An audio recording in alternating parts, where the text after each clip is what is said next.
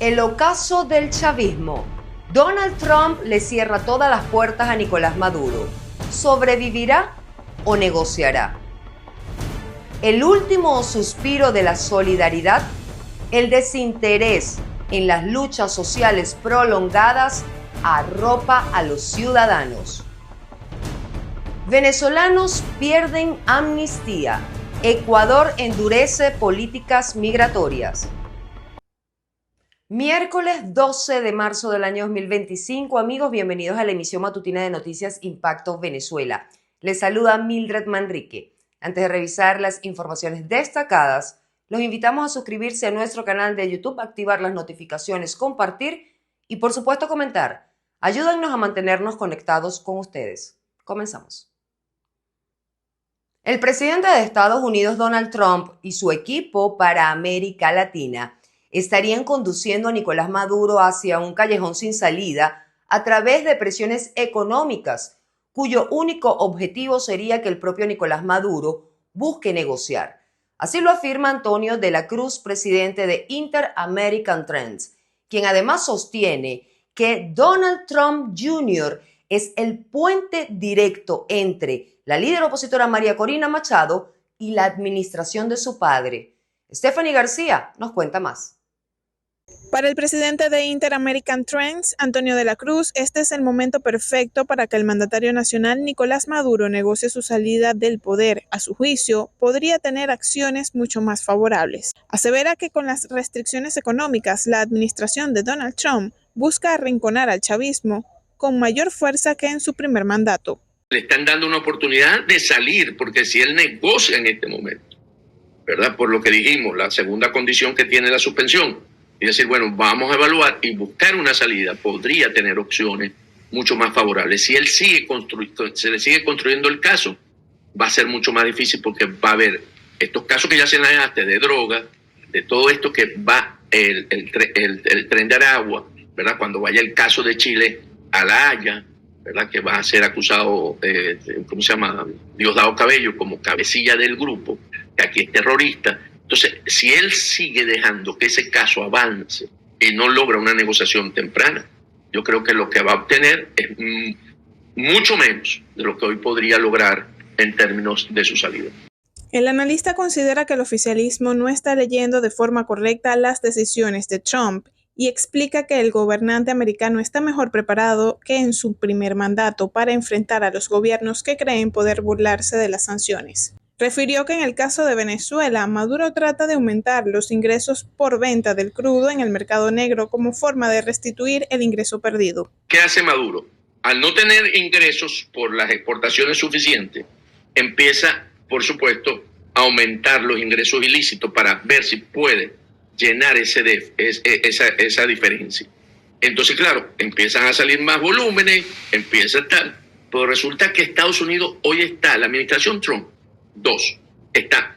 Y eso otra cosa es que Maduro está dejando pasar por debajo de la mesa. Mucho más preparado para enfrentar este tipo de acciones que en el Trump 1. El especialista también sostiene que el foco se encuentra en el sector militar. Según la Fuerza Armada es quien actualmente respalda a Maduro en el poder. Además acota que Donald Trump Jr. mantiene las comunicaciones con la líder opositora María Corina Machado como parte de la estrategia de la administración de su padre. Durante los últimos días, el jefe de Estado señaló que Estados Unidos se metió un tiro al pie con las medidas tomadas que, a su juicio, estas decisiones dañaron la comunicación ya entablada y lamentó que se intente una presunta guerra económica contra Venezuela.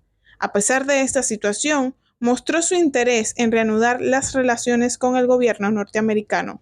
Ahora tenemos un problemita ahí porque con eso que ellos hicieron han dañado las comunicaciones que habíamos abierto. Y a mí me interesaban las comunicaciones que habían abierto porque yo me quería traer a todos los venezolanos que tienen presos y perseguidos allá injustamente. Recordemos que en un mensaje de Truth Social, Trump anunció que revertiría las concesiones que otorgó el gobierno de Biden, según porque la administración madurista no cumplió con las condiciones pactadas, como respetar los comicios electorales y devolver a los migrantes venezolanos que fueron deportados, situación que aumentó la tensión entre ambos países. Stephanie García, Impacto Venezuela. Interactuemos con la pregunta del día de Impacto Venezuela. De lunes a viernes la consiguen en todas nuestras plataformas digitales. La de hoy es la siguiente. Las medidas implementadas por la administración Trump contra el gobierno de Nicolás Maduro ya se sienten, pero en el bolsillo de los venezolanos. Para muchos ciudadanos, el futuro político de Venezuela es incierto. Pero, ¿qué estrategias de Trump consideras más efectivas para enfrentar al chavismo? Argumenta tu respuesta, los comentarios están a tu disposición. Te leemos en nuestra emisión estelar. El voto como protesta. No se puede seguir viviendo de ilusiones. Así lo sostiene el dirigente de Primero Justicia, Tomás Guanipa, al considerar que es un error no participar en las elecciones previstas para el próximo 25 de mayo. El reporte con Fernando Tineo. Según el dirigente de Primero Justicia, Tomás Guanipa, no se puede estar llamando traidor a quien quiera ir a votar, porque el acto de sufragar es el espíritu democrático que se debe preservar. Ahora, la posibilidad de volver a organizarnos y de que la gente vuelva a salir a la calle y que se vuelva a reafirmar lo que pasó el 28 de julio, para mí tiene un valor gigantesco. Y no es un voto para conquistar espacio, no es un voto porque vamos a una elección libre y democrática, no. Vamos a una elección donde las irregularidades son absolutas y donde inclusive el ente comicial es el mismo ente que le dio al país unos resultados falsos de lo que pasó el 28 de julio. En ese sentido, el voto para nosotros es una herramienta de protesta. A mí me parece que además un tema tan personal como el voto no debería ser criminalizado por absolutamente nadie. Y que la discusión esté entre traidores y luchadores porque alguien decida participar y votar en una elección o no, me parece absolutamente inadecuado. ¿Qué le diría Tomás Guanipa a la gente para convencerla de que vaya a votar? Con lo cual yo creo que a la gente lo que hay que decirle es que hay que persistir, hay que luchar, porque el otro mensaje es el mensaje que yo le he escuchado a dirigentes políticos, es decir, retírense, no sigan haciendo política, váyanse del país, porque aquí lo que queda es resistir clandestinidad y te das cuenta que el país está como en una frialdad absoluta en la que uno no siente qué camino se puede tomar. Si hubiese un plan alternativo que se nos hubiese presentado para poder mantener a la gente en un espíritu de lucha pacífica, cívica, pero de reconocimiento de lo que pasó el 28 de julio, tal vez esto no se estaría planteando. Expresó Tomás Guanipa que quien debe llamar a la discusión para tomar una decisión es quien tiene el liderazgo legitimado y no dar instrucciones unilaterales sin escuchar al resto de los partidos. Desde Caracas, Fernando Tineo, para Impacto Venezuela. En un país donde la esperanza se ha vuelto un susurro, el venezolano ha comenzado a desdibujar su interés en las luchas sociales. La crisis socioeconómica ha sembrado el individualismo en corazones que antes latían al unísono. Las voces de los jubilados y pensionados, así como las demandas por educación y salud, se pierden en el eco de un sistema que al parecer prioriza lo político sobre lo humano. La solidaridad se desvanece y con ella el sueño de un futuro mejor. Esto es lo que la calle dice con Nácari Ramos. En Venezuela, las crisis prolongadas han generado un desgaste emocional y psicológico en la población. Las personas suelen enfocarse más en los problemas que les afecta directamente su vida cotidiana y dejan de lado las causas que perciben como ajenas. ¿Por qué el venezolano no ve con suficiente interés las luchas sociales prolongadas? Te lo contábamos en lo que la calle dice. Parece ser que ellos no van a llegar a viejo. Yo soy uno de los que estoy afectado, yo soy jubilado y mi gano son 130 bolívares mensuales, que cuando lo llevas a diario son 4,30 bolívares diarios. ¿Para qué alcanza eso? Mucha apatía, hay demasiada apatía, de verdad. ¿Crees que el venezolano está como cansado de las protestas? Más que cansado, digo que es algo de desmotivación, porque siempre pasa lo mismo y nunca se llega a una solución concreta. ¿Qué podemos hacer como comunidad, como población, para solucionar y para apoyarnos? Mantener la unión, que es algo que siento que no se ha mantenido. Si no nos mantenemos unidos no vamos a lograr nada. Cuestión de gobierno, creo yo.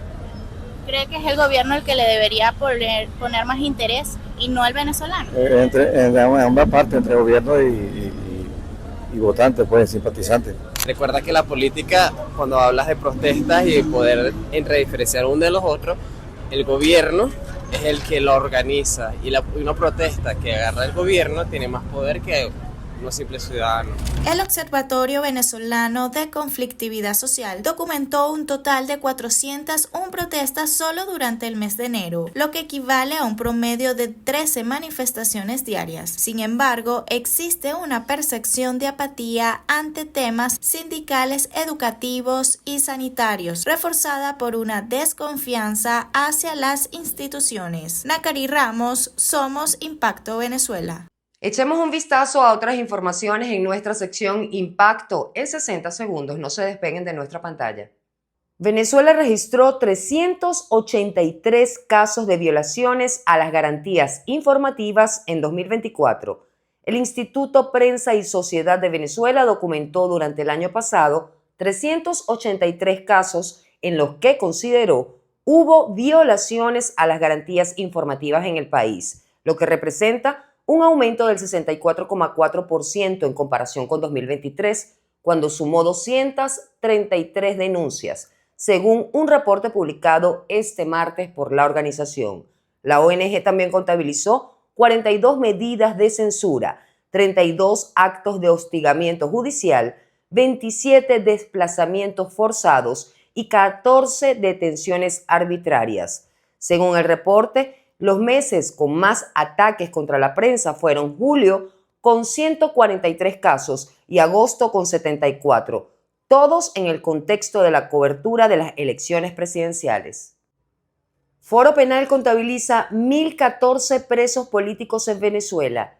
Según el último balance de la organización no gubernamental publicado este martes, 1.014 personas permanecen privadas de libertad por razones políticas. La organización indica que del total de los detenidos, 894 son hombres y 120 son mujeres. 4 de ellos son adolescentes entre 14 y 17 años de edad, la mayoría arrestados luego de los comicios del 24 de julio del año pasado. Foro Penal destaca que desde 2014 hasta la fecha se han registrado 18.311 detenciones políticas en Venezuela. El gobierno ecuatoriano ha dejado sin efecto el proceso extraordinario de regularización de ciudadanos venezolanos vigente desde agosto de 2024. La decisión tomada por el presidente Daniel Noboa responde a cambios en la política migratoria y a una reducción de gastos internacionales. Como consecuencia, los venezolanos deberán acatar nuevos lineamientos establecidos por la Cancillería de ese país. Génesis Pérez nos amplía. El presidente de Ecuador, Daniel Noboa, derogó el decreto ejecutivo 370 que otorgaba amnistía migratoria a ciudadanos venezolanos en el país. La medida oficializada mediante el decreto ejecutivo 560 suspende los procesos de regularización y la visa de residencia excepcional promovida previamente.